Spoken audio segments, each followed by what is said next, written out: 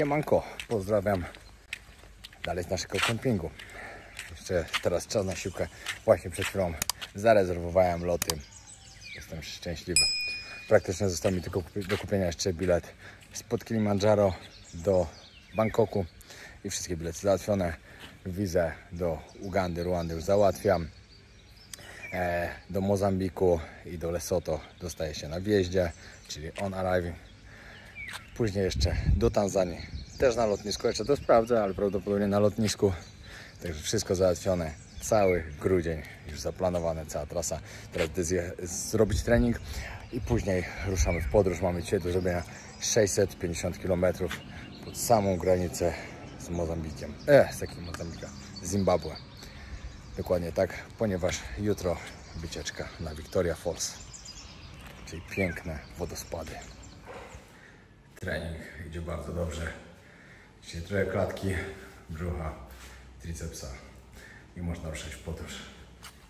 Auto jest przygotowane do podróży. Ja szybko muszę tylko wybrać rzeczy, wziąć prysznic. Dobra, i lecimy w trasę. O, szybki trening, ale dobrze się zmęczyłem. Zawsze lepiej zrobić coś niż nic. Co się dzieje? Dojechaliśmy do checkpointa. No, musimy wytrzeć buty na takiej szmatce. I możemy jechać dalej. Jelo. Dobra. Ja też, to naprawdę. Trzeba wyjść i normalnie buty przestrzeć, w sensie wejść nimi na szmatkę. Dobra, dobra. Nie mają jakiś coś... No. Każdy musi wejść, nie ma wyjścia. Ej, wiecie co, to była jedna z najdziwniejszych akcji, jaka mnie spotkała. Patrz, małe te... O, guźce. Biją się. Biją się. No naprawdę, to była jedna z najdziwniejszych akcji, no bo jedziecie sobie w samochodzie drogą, a nagle cyk trzeba wyjść, wytrzeć buty i jedziecie Ktoś dalej. w ogóle wziął buty drugie do ręki i je też musiał zamoczyć, więc... Znaczy dotknąć tej szmatki. Ale to jest... I powiedzcie mi sens tego. Ja na początku myślałem, że to jest błąd literówka, bo jak wczoraj jechaliśmy na tym offroadzie, to też było food czysty. Ja sobie myślę, nie no, jak punkt weterynaryjny to food, czyli jedzenie. A teraz znowu patrzę, food i on do nas mówi, że trzeba buty. Piotrek mówi, że ma laczki, ja nie wiedziałem, o co mu chodzi, bo ja tego nie widziałem. I się okazało, że trzeba wyjść i stanąć z tymi laczkami normalnie. Dziwna akcja, serio. Ostatni raz takie coś to miałem na Antarktydzie, no ale rozumiem, Antarktyda to ja rozumiem, no bo to jest Antarktyda, wiecie, no tam żeby żadnych bakterii nie wnieść przypadkiem na ląd i tak dalej ze statku. No ale to tak, przecież my jedziemy tutaj normalną drogą. To jakaś kwarantanna. Z prowincji do prowincji i do nowej prowincji trzeba jechać z czystymi butami. Nie ma to tam kultura. Gdzie z brudnymi butami nie wolno.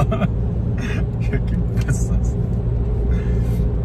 Powiem wam, że to mi się przypomniały czasy, wiecie jakie, gdzie wszędzie, każdy kraj zaskakiwał jakimś nowym absurdem. Kraj czy czasy wariata. No, a teraz tutaj, tu chyba im to dalej zostało. Zatrzymaliśmy się na jakiejś wsi, chciałbym wam powiedzieć jak się nazywa, ale... sorry, ale nawet nie wiem. Wiecie. Kupiliśmy sobie jedzonko. Piotrek szuka miejsca. O, we can eat here? O, Piotrek! Tu możemy zjeść! Patrz, jak nas ładnie pani ugościła. Stolik elegancko, mówi, tam rączki możecie umyć. Ja ryż z kurczakiem. Piotrek wziął zupę z makaronem. Pani w ogóle była w szoku, jak nakarała. Piotrek teraz widać, że już bolało serce, bo ona była w szoku, że ja poprosiłem o makaron i poprosiłem obok zupę, a później powiedziałem, że tą zupę mi ten makaron dała. No, takie było dla niej to dziwne trochę. Dla nas to całkiem normalne, że się zupę z makaronem, ale tutaj nie. Ale ona mi na przykład mówi tak, chcesz sałatkę? A ja mówię, a jaką? Masz potato. Ja mówię, masz potato, to nie sałatkę. No, dlatego mówiłem, ryż z kurczakiem wystarczy.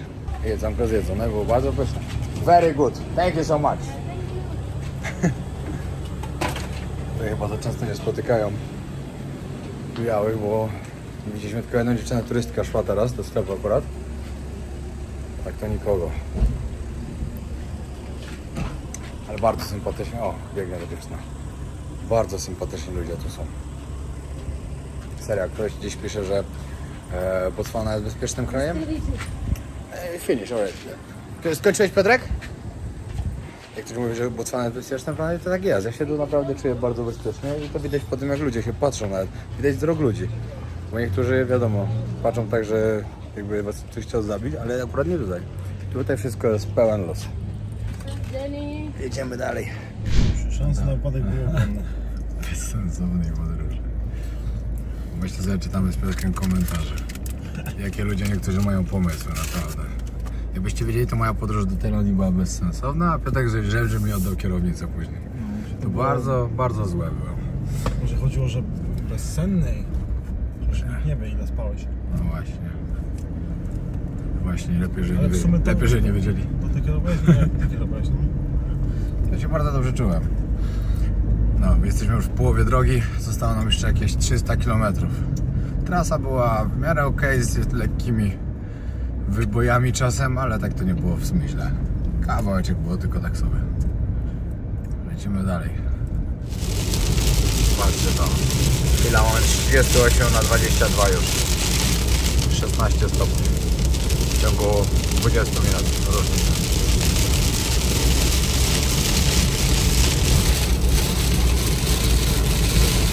Popatrzcie. Patrzcie, jak sobie idzie matka z małym. Ale pięknie. A jeszcze dzisiaj Polowi mówiłem, kurde, tak się dziwię. Tutaj jest największa populacja słoni w tej Afryce, w tym kraju. Podobno tam, gdzie jedziemy, to tam będzie ich bardzo dużo. Bo nawet nasz niemiecki sąsiad nam wczoraj powiedział o tym, że tam widział bardzo dużo słoni. Ale mówię tak, kurde, jedziemy, no i nigdzie tych słoni nie było widać przy drodze. No i cyk. Wybiega. A tu tabliczka i nagle słonie. A tym bardziej, że jechaliśmy 2 razy przez Park Narodowy i myślę, że kurczę same, albo jakiś struś te 3 razy. A to wiecie, jak człowiek widzi już 300 razy strusie, to tak jak psy w Polsce. No, albo zebry. Bo żyrafy już nawet nie robią wrażenia na nas. Ale słonie jeszcze jednak... Słonie jeszcze tak. Ale to już w sumie już 3. dzień pod rząd, gdzie widzimy słonia. Wczoraj widzieliśmy. Tak. Pierwszy dzień nie widzieliśmy, drugi dzień widzieliśmy. Dzisiaj jest 4. No 3 razy widzieliśmy. Jutro pewnie też będziemy widzieć, ale jutro będą spady. Miejmy nadzieję. Miejmy nadzieję, że będzie dobrze. Wszystko są w ogóle dzikie. Patrzcie. Ale potwór wielki. No ale ten i tak nie jest tak stary jak ten, co wczoraj widzieliśmy. Patrz, ten ma takie kły. Ma, ale nie takie długie jak tamten. Czekajcie.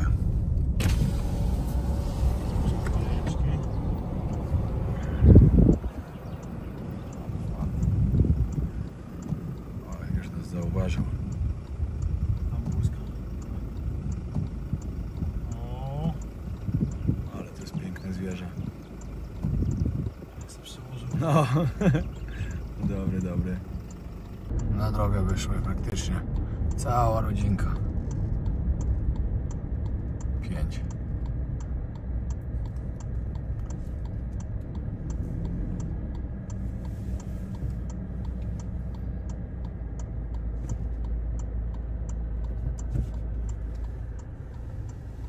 I doigrał się Piotruś.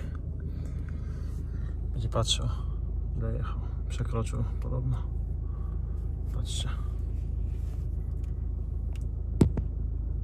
Pokazują mu teraz, ile jechał na godzinę. To było 60, a Piotrek, nie wiem ile jechał, ale się boję, że jechał dużo. A słyszałem, że zatrzymują w wielu miejscach i od razu trzeba zapłacić. Nie ma tak, że wiecie, nie płacicie na przykład. Tak więc, moi drodzy, zaraz wam powiem, ile Piotrek jechał za szybko, ale skitrali się w krzakach, siedzą z kamerą, taką to nie tak, wiecie, jak w Polsce, że widzicie z daleka, że na przykład, wiecie, ktoś tam celuje tym, tylko tak są tutaj w krzakach schowani. A to jest 60. Kurczę, nie spodziewałem się, ale faktycznie ludzie mi mówili, że trzeba od razu zapłacić, bo jak nie zapłacicie kary, to do pierdla. Oby kolegi mojego nie wsadzili do więzienia, bo będzie afera. Patrzcie. Powiem wam, że dobry czarodziej. Patrzcie, jak tam gada z nim. I ciągle to się mi pokazuje. On to my nie jesteśmy pierwsi. Już kolejny w kolejce czeka pan. Pewnie trzeba płacić gotóweczką. O, tutaj pan sprawdza, patrzcie. Cyk. Pyk.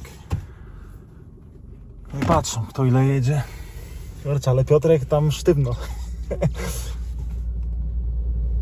walczy z nimi, ale chyba nie da się tak, wiecie, jakoś ominąć. Wszystko na nagraniu, powiedział, że jest zapisane. Ja już wiem, jaki jest mandat. No, musicie zostawić Piotrkowi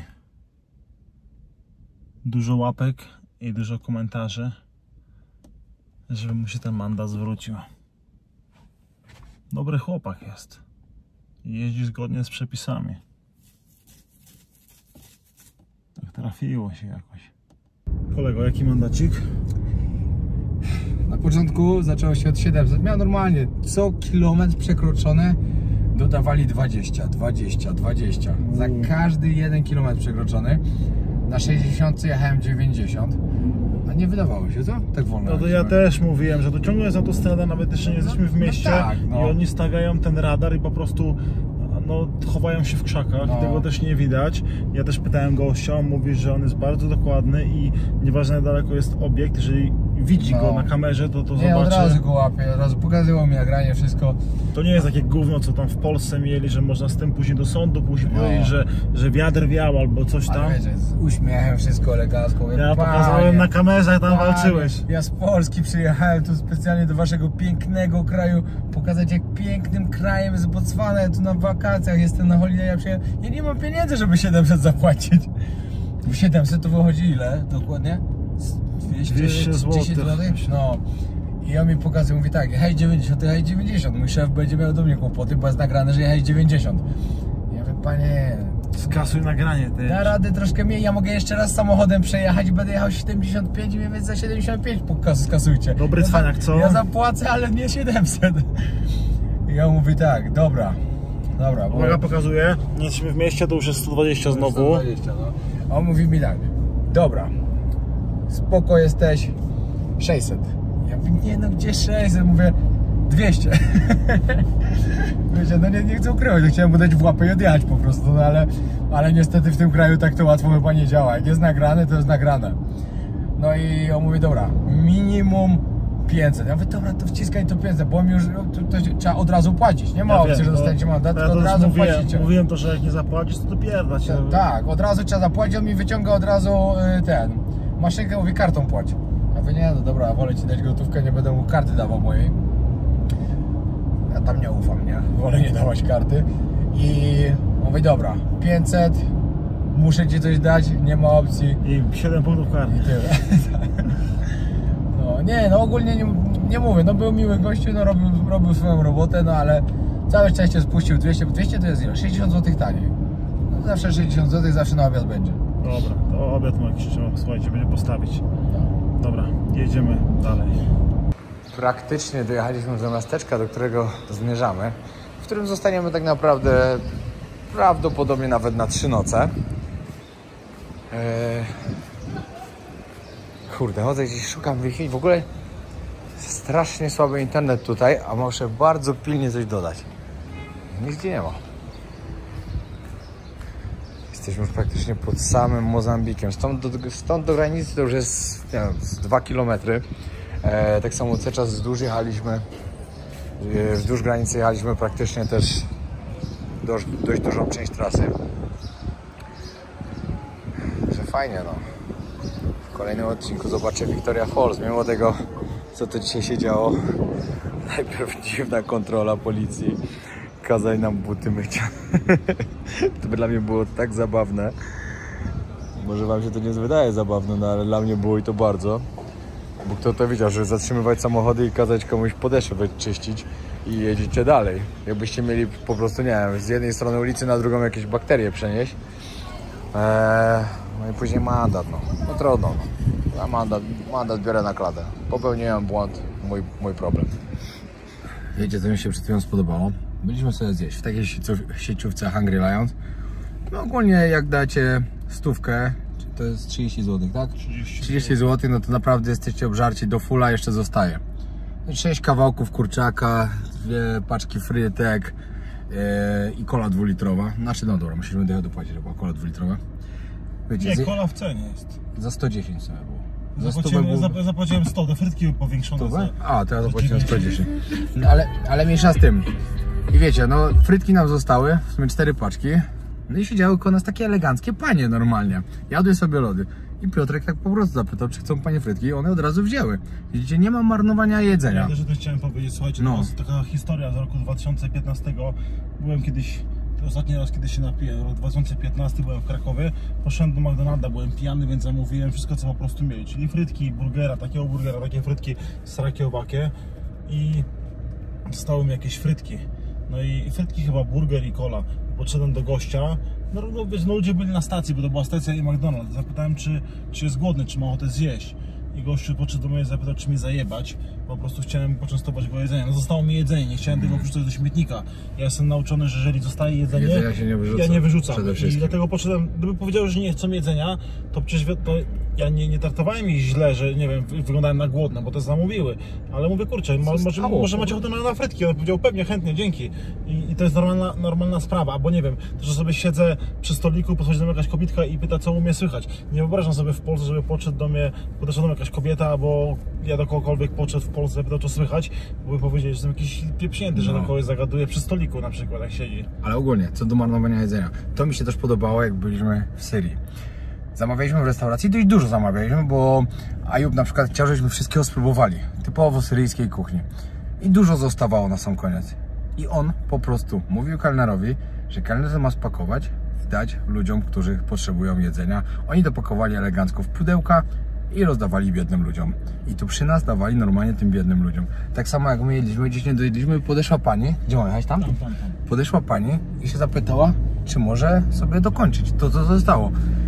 Wiecie, no z jednej strony was chwyta za serce, że ktoś chce po was dokończyć jedzenie, ale z drugiej strony sobie myślicie, że to jest 100 razy lepsze, że ktoś sobie zje, niż to ma być wyrzucone do śmietnika. W Polsce nie może być oddane nikomu do tego, bo to według prawa jest to jakieś tam w ogóle dawanie jedzenia, które jest chyba stare. Jeżeli komuś by coś się stało, by się zatruł, no to by mógł podać do sądu, co jest dla mnie strasznym absurdem, że było takich sytuacji w Polsce mnóstwo. Ja też raz będąc w Johannesburgu zjadłem mięso. Uwierzcie mi, że ja zawsze jem do końca wszystko i podszedł do mnie gość i były same kości i zapytał, czy może je wziąć i zrobiło mi się bardzo przykro. No, naprawdę. Pamiętajcie, jak możecie pomóc komuś, pomagajcie, tylko pomagajcie mądrze. Dużo lepiej, jak ktoś do was podejdzie, powie, że chce pieniądze, powiedzcie, że możecie mu kupić coś do jedzenia, a nie dawać pieniądze. I dzieciom tak samo. Pamiętajcie, że jak wy dacie dziecku pieniądze, to jego rodzice będą go wysyłały cały czas na ulicę po to, żeby przynosił pieniądze do domu. Jeśli dziecko chce od was pieniądze, prosi o to, powiedzcie, chodź, kupię ci coś do jedzenia, dziecko przy was zje, jest elegancko. A tak to rodzice nie wiadomo, na co to wydają, a dziecko się nie uczy. Nie chce jedzenia, to znaczy, że chciało tylko pieniądze, to znaczy, że chciał pieniądze. Na dragi, albo na alkohol. Tak. Trzeba pomagać, ale mądrze. Patrzcie, jaki zellojek idzie. Gdzie jest świnia? To jest guziec, taka świnia z Afryki. O, duży, co? No, wielkie, takiego dużego jeszcze nie widziałem. Wszystkie tam takie malutkie były. Ciorcie! Podjechaliśmy pod hotel. Patrzcie, co tam sobie idzie. Dwa guźce sobie łażą, jakby nigdy nic. I se grzebią w śmieciach. Dobra. A to z Niemiec przyjechał. Niemiecki czołg, bo ci goście tutaj widzieliśmy chyba. No, nieźle, dobra, gdzie wam pokażę, Idziemy już właśnie. O, tu mamy koło nich miejsce. Do petarda, w ogóle znaliśmy tak tanią kępę. A wyglądało takim tak fancy, że szok. Ale nasi niemieccy sąsiedzi wczoraj nam podpowiedzieli, co zrobić i dziękuję im za to. Tutaj taka ładna recepcja. Powiem wam, że tak doinwestowane miejsce, że jestem zdziwiony, że to kosztowało tak mało. Myśmy zapłaciliśmy po 40 zł za osobę. Najtańszy w ogóle lodge w jakim spaliśmy chyba, nie? W Botswanie. Jeden w ogóle z tańszych z całej Namibii, a wygląda kosmos. No nie, kosmos, naprawdę, ja się już nie mogę doczekać, aż wam to pokażę jutro w dzień. Jest rzeka już, mamy dostęp do rzeki. No. Nie no, teraz jest trochę ciemno, ale... O! 40 zł. No drodzy, życzę po 110 zł. Ty, ale to jest po prostu aż niesamowite. Patrzcie, jaka restauracja tu jest. No, wypas totalny. Basen. Nie, ja w to nie wierzę, że to jest tak tanio. Czy się nie pomyliła? No właśnie, czy o zero się nie pomyliła trochę. Czekajcie, już wam pokażę. Sorry, że jest trochę tak ciemno, ale no cóż, no nic nie poradzę. Jest jak jest. Jutro z samego rana, przed moją wycieczką, tu jeszcze przejdę. Basenik. I tu od razu już rzeka. I tutaj jest rzeka, ale to wam jutro pokażę. Już stoją wycieczkowce tutaj. Ale wypas. Lokalne piwko. Czekajcie, kurczę, nie widać. Pytałem pana, co tu mają. St. Louis. Koncercik na żywo jest. Trochę pan fałszuje, no nie ma co gadać. Ale się stara. Ale jestem w takim szoku, że takie miejsce na takim wypasie może nas kosztować 40 zł za noc. Wiadomo, że śpimy u siebie w samochodzie, w namiocie, ale dalej. To jest tak tanio, że tak tanio. Nigdzie nie spaliśmy. Tak dzisiejsza nasza miejscówka wyglądała do spania. Wczoraj wieczorem tutaj nagle coś tak dupło tak mocno w krzaki. Mówi, ja pieprze, ale coś się próbowało przebić przez płot, bo tu wiecie, dookoła jest płot ogrodzony, żeby dzikie zwierzęta nie przychodziły, bo ich trochę tu przychodzi. Tu nagle ja poszedłem do toalety, wracam, a tu sarna koło naszego samochodu. Piotrek akurat zdążył ją nagrać. Ale pokażę wam coś, czym Niemcy tutaj przyjechali. Jaka fula, patrzcie. To wygląda, jakby z wojny przyjechali. Samochód na każde warunki chyba.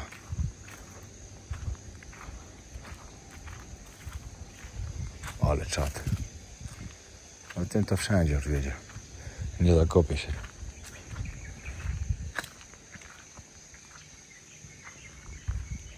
Ale ile to musi palić? To szok. Stałem ostatnio parę pytań. Dlaczego Piotrek nie jedzie ze mną dalej w podróż?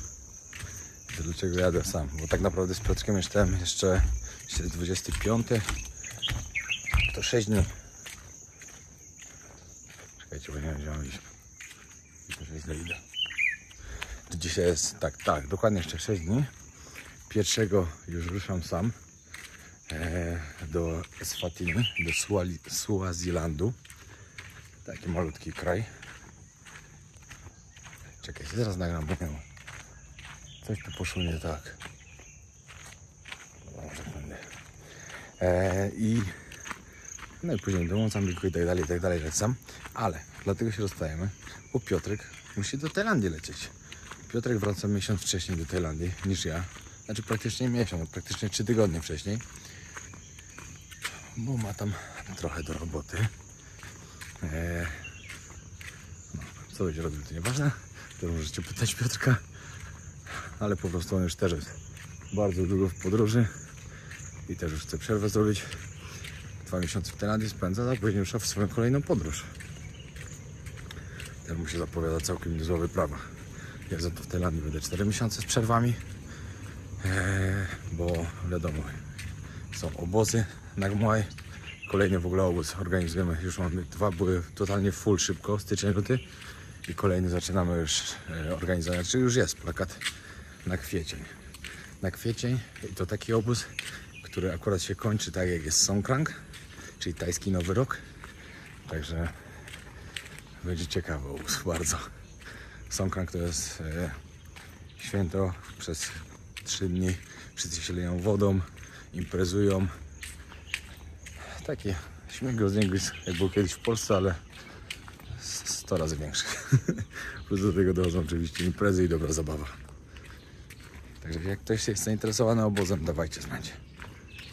Tutaj też takie domki są z tego kempingu, co to jesteśmy. Znaczy kemping to ogólnie był osobno oddzielony, bo było ogrodzone wszystko mocnym drutem, żeby zwierzęta nie wpadały.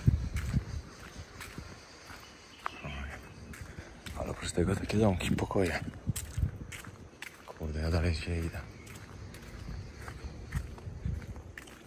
Nie wiem, co wam mówiłem, Ale ta noc była jedna z takich, że połowę nie spałem. Tak waliły pioruny. Cały czas padał deszcz. Ale to było świetne sprawdzenie dla naszych namiotów, bo ani trochę nie przemokły. Ani no nic, nawet nie minimalnie. Nie spoko się spało, bo ostatnie dni były bardzo gorące. Znaczy dobra, spoko i nie spoko.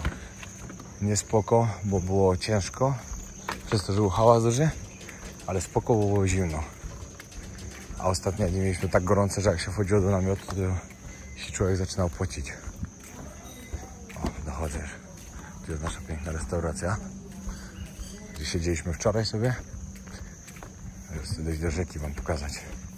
Później jak będzie słońce, to myślę, że będzie... O, szachy dla Piotrka.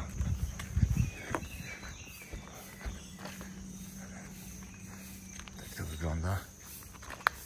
O, sorry. O.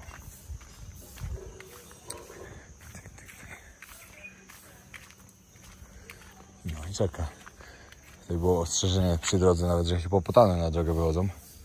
Także trochę ich tutaj pewnie jest.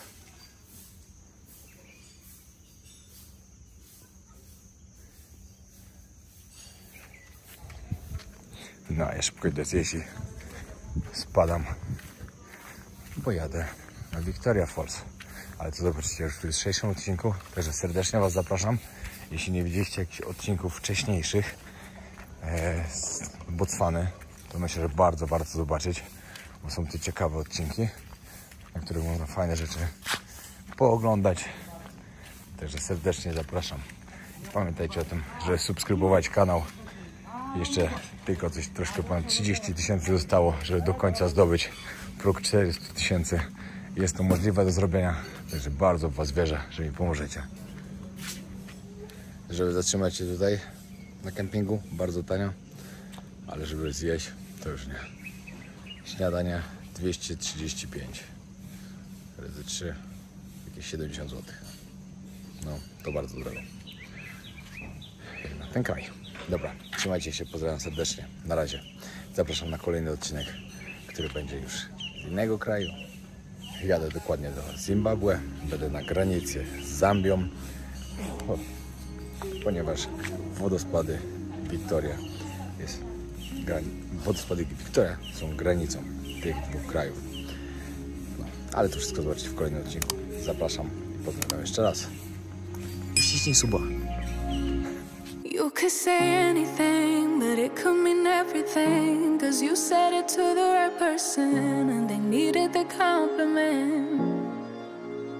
But isn't it sickening? You could say you're in love with them, but it won't mean anything at all. But that's not your fault. Life's funny like that. You lose one thing, get another one back. You thought you knew, but it wasn't a fact. Know them your whole life, but it was all an act. There's no